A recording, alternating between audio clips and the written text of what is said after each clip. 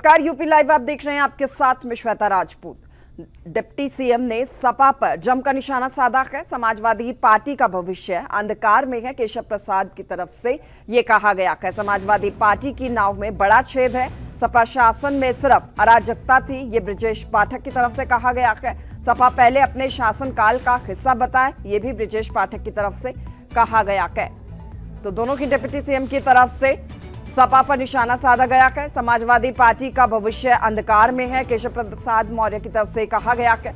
Samajwadi party की नाव में बड़ा छेद है। सपा शासन में सिर्फ अराजकता थी, ब्रजेश पाठक ने ये कहा। दोनों ही डिप्टी सीएम ने क्या कुछ कहा, आपको सुनवा देते हैं। समाजवादी पार्टी का भविष्य अंधकारमय है, उसकी नाव में बड़ा सा छेद है। उसमें जो बैठे हैं अभी भी उतर उतर के भागने की तैयारी में कि डूबने वाली है समाजवादी पार्टी, समाजवादी पार्टी। वो 3-3 नहीं 30-30 सभाएं कर ले, लेकिन अभी कांग्रेस का खाता नहीं। सवाल है सर, जो सीएजी की रिपोर्ट आई थी उसमें साफ जाहिर हुआ है कि 14 मेडिकल हॉस्पिटल में दिल्ली में आईसीयू और मोहल्ला क्लिनिक टॉयलेट्स थे। आम आदमी पार्टी ने ईमानदारी के नाम पर कितनी बड़ी बेईमानी किया है, भारत के इतिहास में दूसरा कोई ऐसा। संभल जामा मस्जिद में आज से एएसआई को अपनी रिपोर्ट सबमिट करनी है। मुस्लिम पक्ष की तरफ से रगाई पुताई की मांग करी गई थी, हालांकि माननीय न्यायालय ने मना कर दिया।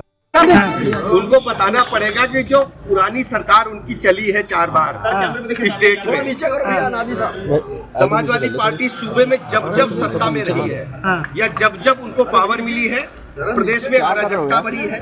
हत्याएं, डकैती, बलात्कार, दंगे, प्लाट मकान, दुकान कब्जा करना, बहू बेटी की इज्जत आबरू खतरे में, सरकारी ठेकों पर लूट, उसके बारे में उनको जवाब देना पड़ेगा। कांग्रेस भी आज से अपने मतदाता जोड़ो अभियान भी शुरू। देखिए, भारतीय जनता पार्टी की सरकार सर्व समाज की सरकार है, सबको साथ लेकर के चलते हैं।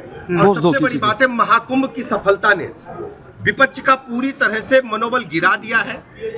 ये भारतीय जनता पार्टी से सरकार से लड़ते लड़ते सनातन से लड़ने लगे, और अखिलेश यादव जी ने तो ये भी कह दिया कि भारत कभी विकसित नहीं हो सकता, भारत के खिलाफ लड़ने लगे। समाजवादी पार्टी और विपक्षी जो गठबंधन है, चाहे ममता बनर्जी हो, चाहे अखिलेश यादव हो, या बिहार में बैठे इनके आरजेडी के नेता हो, पूरी तरह से फ्रस्ट्रेशन में है। केजरीवाल के सफाई के बाद विपक्ष पूरी तरह से डिरेल्ड हो गया है, हतप्रभ है। माननीय प्रधानमंत्री नरेंद्र मोदी जी के मार्गदर्शन में भारतीय जनता पार्टी पूरे देश में जन जन को जोड़ने में सफल हुई है। चले खबरों में आगे बढ़ेंगे। महाकुंभ 2025 का समापन हो चुका है, लेकिन श्रद्धालु अभी भी त्रिवेणी संगम पर डुबकी लगा रही है। महाकुंभ पर विपक्ष के सियासत पर deputy CM Brajesh Pathak, cabinet मंत्री जयवीर सिंह ने महाकुंभ की सफलता पर विपक्ष को आड़े हाथों लिया है।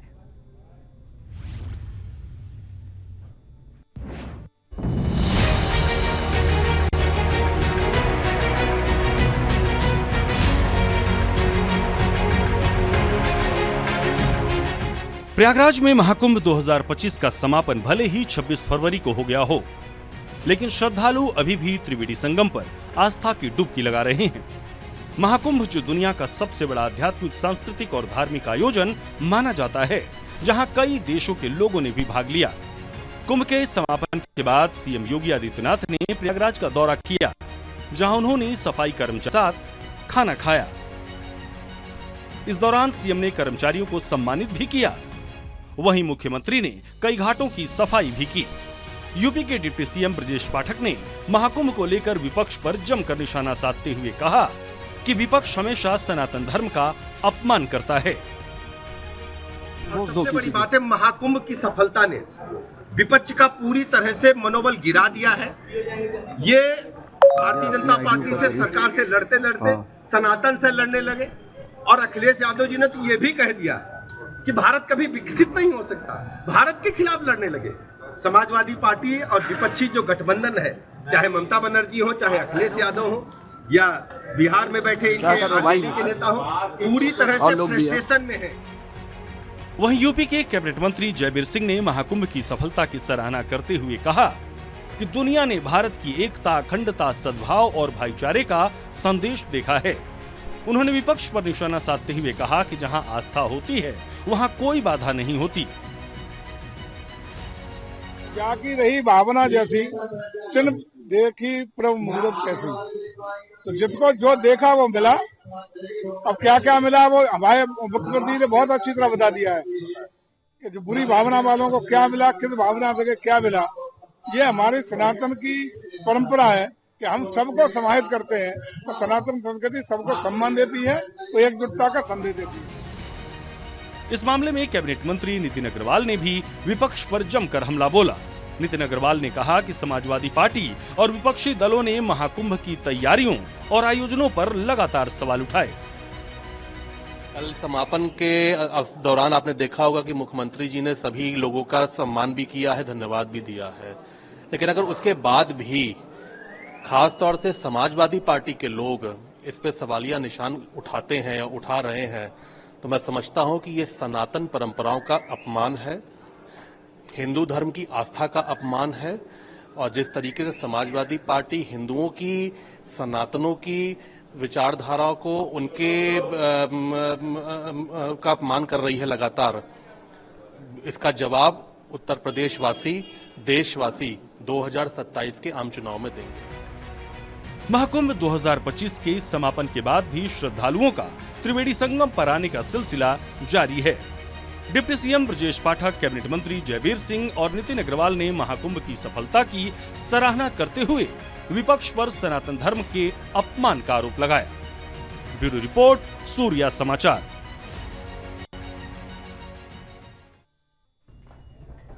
इधर संभल की शाखी जामा मस्जिद की रंगाई पुताई को लेकर मुस्लिम पक्ष को झटका लगा है। एएसआई की रिपोर्ट में कहा गया है कि मस्जिद के अंदर किसी रंगाई पुताई की आवश्यकता नहीं है।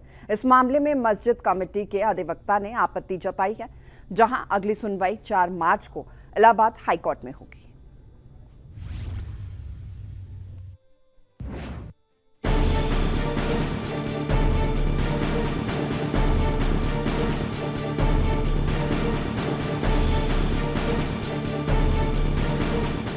संभल की शाही जामा मस्जिद की रंगाई पुताई को लेकर चल रहे विवाद में मुस्लिम पक्ष को झटका लगा है। एएसआई यानी भारतीय पुरातत्व सर्वेक्षण ने रिपोर्ट पेश करते हुए कहा कि मस्जिद के अंदर फिलहाल किसी भी प्रकार की रंगाई पुताई की आवश्यकता नहीं है। मुस्लिम पक्ष ने रमजान के मद्देनजर मस्जिद की पुताई की अनुमति के लिए इलाहाबाद हाईकोर्ट में याचिका दी। हाईकोर्ट के न्यायाधीश रोहित रंजन अग्रवाल ने इस मामले में सुनवाई की। कोर्ट के आदेश पर एएसआई की 3 सदस्यीय टीम ने गुरुवार को मस्जिद का 1.25 घंटे तक निरीक्षण किया। टीम ने मस्जिद के बाहरी हिस्सों के कुएं का भी जायजा लिया और अपनी रिपोर्ट में यह स्पष्ट किया कि मस्जिद के अंदर किसी भी प्रकार की रंगाई पुताई की आवश्यकता नहीं है। एएसआई की रिपोर्ट पर मस्जिद कमेटी के अधिवक्ता जाहिर असगर ने आपत्ति जताई है। कोर्ट ने उन्हें लिखित में आपत्ति दर्ज कराने का निर्देश दिया है। अब इस मामले में अगली सुनवाई 4 मार्च को होगी। तो वहीं इस मामले में जामा मस्जिद के सेक्रेटरी मसूद अली फारूकी ने कहा कि जामा मस्जिद कमेटी ने मंदिर की रंगाई के लिए आवेदन दिया था, तो एएसआई ने अभ्यावेदन को खारिज कर दिया। ऐसा है कि जो जामा मस्जिद कमेटी है उसने एएसआई के लिए एक प्रत्यावेदन दिया था कि मंदिर की रंगाई पुताई करानी है, तो प्रत्यावेदन एएसआई द्वारा खारिज कर दिया गया। उनके द्वारा ये बताया गया कि मामला जब सब जुडिस है और माननीय न्यायालय में लंबित है, माननीय न्यायालय ने यथास्थिति के आदेश कर रखे हैं, तो ऐसे में एएसआई द्वारा रंगाई पुताई या किसी भी तरह के कोई मेंटेनेंस की परमिशन नहीं दी जा सकती। इस आदेश के खिलाफ मस्जिद कमेटी उच्च न्यायालय पहुंची। उच्च न्यायालय ने एक जांच आयोग कमेटी बना के कि भाई रंगाई पुताई की आवश्यकता है या नहीं, तो उसके विषय में अपनी रिपोर्ट दें। तो वो सर्वे हो गया है और एएसआई ने अपनी रिपोर्ट माननीय न्यायालय में दे देंगे। इसी दौरान माननीय न्यायालय ने आदेश किए हैं कि साफ सफाई कराई जा सकती है। बाकी जो भी आदेश, अग्रिम आदेश होगा, वो जो एएसआई की रिपोर्ट जाएगी उसके आधार पर होगा। फिलहाल अभी साफ सफाई के साथ लेकिन रंगाई पुताई पर रोक लगा दी है। हाँ बिल्कुल, रंगाई पुताई पर रोक लगी हुई है। अभी किसी तरीके से मस्जिद संभल मामले में समाजवादी पार्टी के नेता शिवपाल यादव एक बार फिर से विवादित बयान देते हुए नजर आए। एएसआई की रिपोर्ट और संभल में कानूनी कार्रवाई को अत्याचार बताया। संभल में जो अत्याचार और उत्पीड़न किसी से छिपा नहीं है। ये केवल अल्पसंख्यक लोगों को टारगेट पर बना रहा है। संभल में जुमे की नमाज को लेकर प्रशासन पूरी तरह से अलर्ट मोड पर है, जहां पुलिसकर्मी और पीएसी तैनात की गई है। संभल एसपी के विश्नोई ने कहा, शहर में शांति कायम है। संभल में शांति व्यवस्था है वो कायम है। बाजार आराम से खुले हैं, सभी लोग अपना फेस्टिविटीज के माहौल में हैं और सभी लोग एंजॉय कर रहे हैं। 7 कंपनी पीएसी है, वो सुरक्षा व्यवस्था के लिए डिप्लॉय की गई है। उसके साथ साथ चौकी सत्यव्रत का है, वो दूसरे फ्लोर का निर्माण कार्य वो जारी है। जल्दी इस चौकी का होली के बाद में इसका उद्घाटन है वो किया जाएगा और जुम्मे की नमाज को लेकर सभी लोग अलर्ट हैं, लेकिन किसी प्रकार की ऐसी कोई बात सामने नहीं आई है। और जो माननीय न्यायालय के द्वारा जो निर्देश दिए जाएंगे, आदेश दिए गए हैं, उन सब का 100% है वो ग्राउंड पे अनुपालना करवाना पुलिस का कर्तव्य है और उस काम को पुलिस द्वारा बिल्कुल मन और लगन से किया जाएगा। संभल की शाही जामा मस्जिद के रंगाई पुताई को लेकर चल रहे विवाद में एएसआई की रिपोर्ट के बाद मामला और उलझ गया है। अब सभी की निगाहें 4 मार्च को होने वाली अगली सुनवाई पर टिकी है, जिसमें कोर्ट का अगला रुख स्पष्ट होगा। ब्यूरो रिपोर्ट, सूर्या समाचार।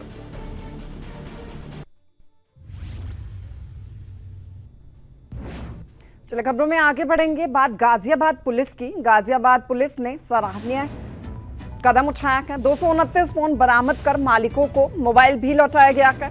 फोन मालिकों के चेहरे पर खुशी की लहर लौटाई। डीसीपी ग्रामीण सुरेंद्र नाथ तिवारी ने ये पूरी कार्रवाई की है। तो सराहनीय कदम उठाया है। गाजियाबाद पुलिस ने 229 फोन बरामद किए गए हैं, उनके मालिकों को वापस लौटाया गया है। फोन मालिकों के चेहरे पर खुशी लौटाई है। अपने फोन को वापस पाकर डीसीपी ग्रामीण सुरेंद्र नाथ तिवारी ने ये पूरी कार्रवाई की।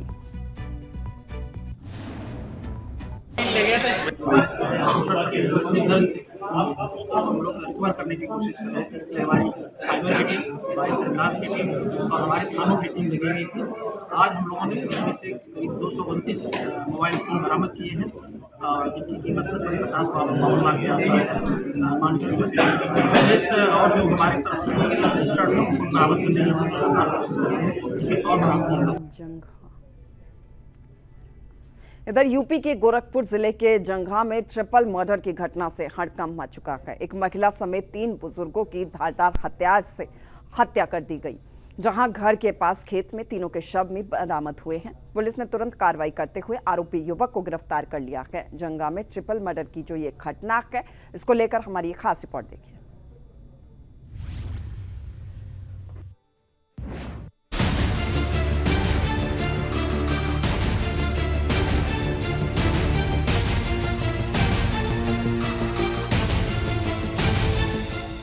उत्तर प्रदेश के गोरखपुर जिले के झंगहा में ट्रिपल मर्डर की घटना से हड़कंप मच गया, जहां एक मानसिक रूप से विक्षिप्त युवक ने अपने ही परिवार के 3 बुजुर्ग सदस्यों की धारदार हथियार से हत्या कर दी। घटना से पूरे इलाके में सनसनी फैल गई। घटना के आरोपी रामदयाल मौर्य ने अपने दादा कुबेर मौर्य, साधु मौर्य और द्रौपदी देवी की धारदार हथियार से हत्या कर दी। तीनों के शव घर के पास खेत में पड़े मिले। इतना ही नहीं, आरोपी युवक ने घर के पालतू जानवरों पर भी हमला किया और उन्हें हमला करके घायल कर दिया। घटना सुबह वही जो अपने दादा दादी और दादा भाई को, मतलब अपने बाबा को, बाबा के बड़े भाई को, अपनी दादी को कुदाल से काटा है। एक उसके वहाँ पशु है पड़िया, उसको भी पूरी तरह से काटा है। पागलपन की साया थी उसके ऊपर। शाम को भी एक राजेंद्र मौर्य को हंसिए से मार दिया है, उनको भी हल्का चोट लगा है हाथ में। तो परिवार के लोग इस तरह की पागल की दवा हो रही थी क्या? अब 2-3 पीढ़ी से इस तरह का चला आ रहा है। परिवार में लगभग सभी व्यक्ति थोड़ा बहुत पागलपन का शिकार हुए, कोई कम कोई ज़्यादा। इसके परिवार में जो भी हम लोग देखे हैं, जो लोग भी पैदा हुए हैं, जो लोग भी बड़े बुजुर्ग रहे हैं, सब लोगों को थोड़ी थोड़ी पागलपन की साया थी। सूचना पर पहुंचे एसपी नॉर्थ जितेंद्र श्रीवास्तव ने घटनास्थल का निरीक्षण किया और घटना की पूरी जानकारी दी। उन्होंने बताया कि हत्या के पीछे पारिवारिक विवाद की आशंका जताई जा रही है। थाना जंगा क्षेत्र में सूचना प्राप्त हुई कि 3 व्यक्तियों की हत्या कर दी गई है। सूचना पर थाना प्रभारी जंगा, मैं और क्षेत्र अधिकारी मौके पर आए तो पाया कि सगे नाती द्वारा अपने दादी, बाबा और बाबा के सगे भाई की हत्या कर दी गई है। ये हत्या फावड़े से काट कर की गई है। अभियुक्त को गिरफ्तार कर लिया गया है और उसके कब्जे से आला कत्ल यानी फावड़ा भी बरामद कर लिया है। अभियुक्त द्वारा एक पशु को भी मारा गया है, गंभीर रूप से पशु घायल है।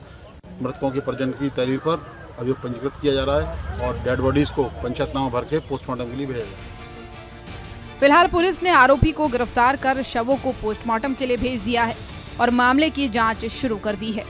आरोपी के मानसिक स्वास्थ्य की भी जांच की जाएगी ताकि ये स्पष्ट हो सके कि हत्या के पीछे असली वजह क्या थी। झंगहा की ये दर्दनाक घटना एक बार फिर मानसिक स्वास्थ्य के प्रति जागरूकता की आवश्यकता को दर्शाती है।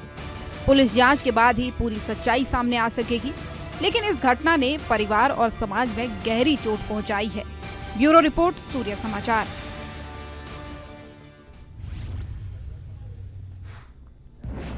और अब बात गाजियाबाद की, जहां महिला ने मोबाइल छीनकर भाग रखे बदमाश को धर दबोचा। क्रॉसिंग रिपब्लिक इलाके में रानी तिवारी ने बहादुरी दिखाई है। मोबाइल छीनकर भाग रखे बदमाश को पकड़ लिया, उसने पीछा किया, बाइक से गिरा दिया। स्थानीय लोगों ने बदमाश की पिटाई कर पुलिस के हवाले कर दिया है। दूसरा फरार बदमाश भी पुलिस की गिरफ्त में है। दवाई लेकर घर लौटते समय महिला घटना का शिकार हुई थी।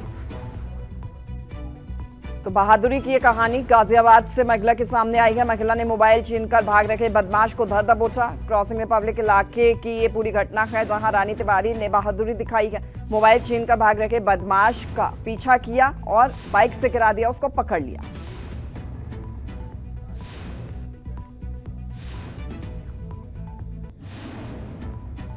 अगली खबर भी गाजियाबाद से ही, जहां गैंगरेप मामले में पुलिस ने बड़ा खुलासा किया है। महिला ने फर्जी गैंगरेप का केस दर्ज कराया था। दरअसल झूठा मुकदमा लिखवाने के आरोप में महिला गिरफ्तार हुई है। पुलिस ने मामले में जांच के बाद सभी आरोप झूठे पाए हैं। कविनगर पुलिस ने आरोपी महिला को गिरफ्तार कर लिया है। बड़ी जानकारी सामने आई है। इस पूरे मामले में गैंगरेप की ये पूरी घटना थी।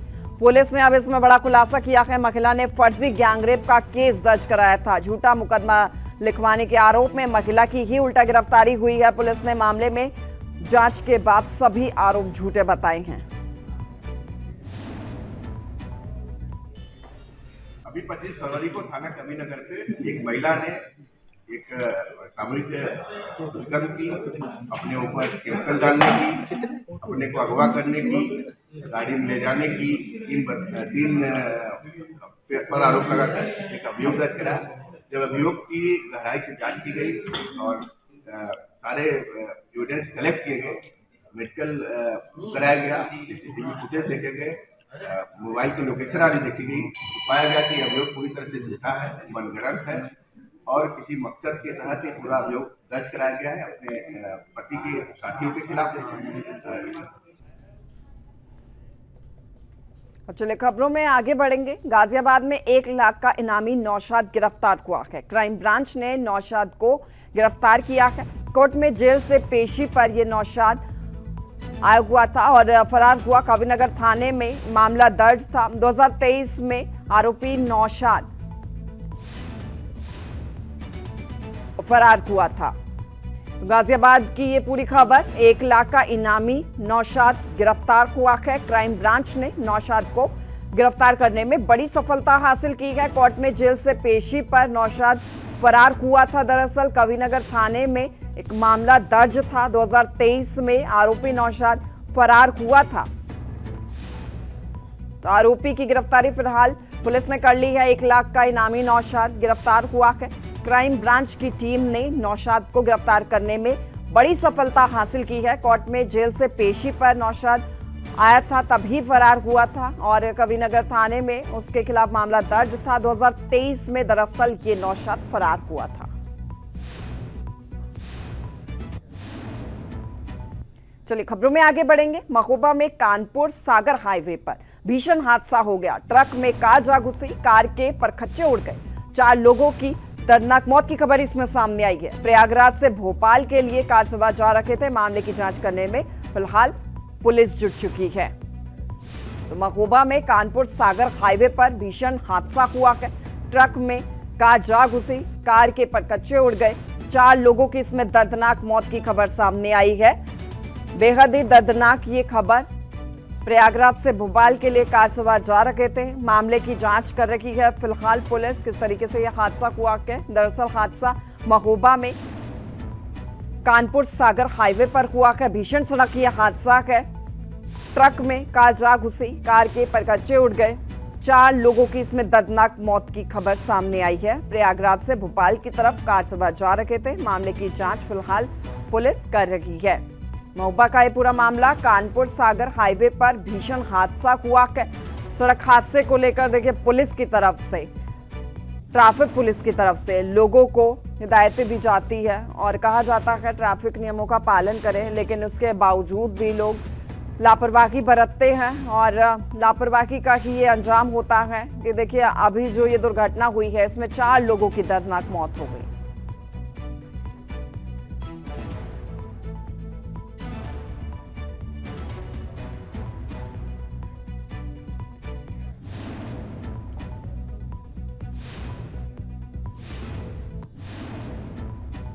और चलिए खबरों में आगे बढ़ते हुए एक बड़ी जानकारी सामने आ रही है। भारत दौरे पर यूरोपियन अध्यक्ष है और इस दौरान देखिए भारत के दौरे पर यूरोपियन यूनियन के अध्यक्ष Ursula von der Leyen PM Modi के साथ संयुक्त प्रेस कॉन्फ्रेंस की। उन्होंने अपनी भारत यात्रा को अभूतपूर्व बताया है। ईवी बैटरी, मरीन प्लास्टिक में संयुक्त शोध किया जाएगा, पीएम की तरफ से कहा गया है।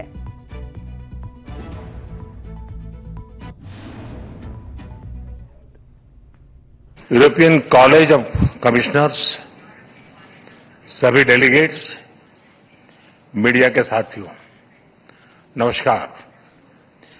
यूरोपियन कमीशन प्रेसिडेंट और कॉलेज ऑफ कमिश्नर्स की यह भारत यात्रा अभूतपूर्व है। यह केवल भारत में यूरोपियन कमीशन की पहली यात्रा नहीं है, बल्कि यह किसी भी एक देश में यूरोपियन कमीशन का पहला इतना व्यापक एंगेजमेंट है और साथ ही कमीशन के नए कार्यकाल की सबसे पहली यात्राओं में से एक है। इस ऐतिहासिक अवसर पर मैं यूरोपियन कमीशन प्रेसिडेंट और कॉलेज ऑफ कमिश्नर्स का भारत में हार्दिक स्वागत करता हूं। फ्रेंड्स, भारत और ईयू की 2 दशकों की स्ट्रेटेजिक पार्टनरशिप नेचुरल है, ऑर्गेनिक है। इसके मूल में ट्रस्ट है, लोकतांत्रिक मूल्यों में साझा विश्वास है, शेयर्ड प्रोग्रेस और प्रॉस्पेरिटी के लिए साझा कमिटमेंट है। इसी स्पिरिट में कल और आज अलग अलग सेक्टर की लगभग 20 मंत्री स्तर की बैठकें हुई है। विभिन्न क्षेत्रीय और वैश्विक मुद्दों पर सिंसियर और मीनिंगफुल चर्चा हुई है। हमारी पार्टनरशिप को एलिवेट और एक्सेलरेट करने के लिए कई महत्वपूर्ण निर्णय लिए गए हैं। Trade, technology, investment, innovation, green growth, security, skilling और मोबिलिटी पर सहयोग का एक ब्लूप्रिंट तैयार किया गया है। यूपी लाइव में फिलहाल के लिए मेरे साथ इतना ही। आप बने रहिए हमारे साथ। नमस्कार।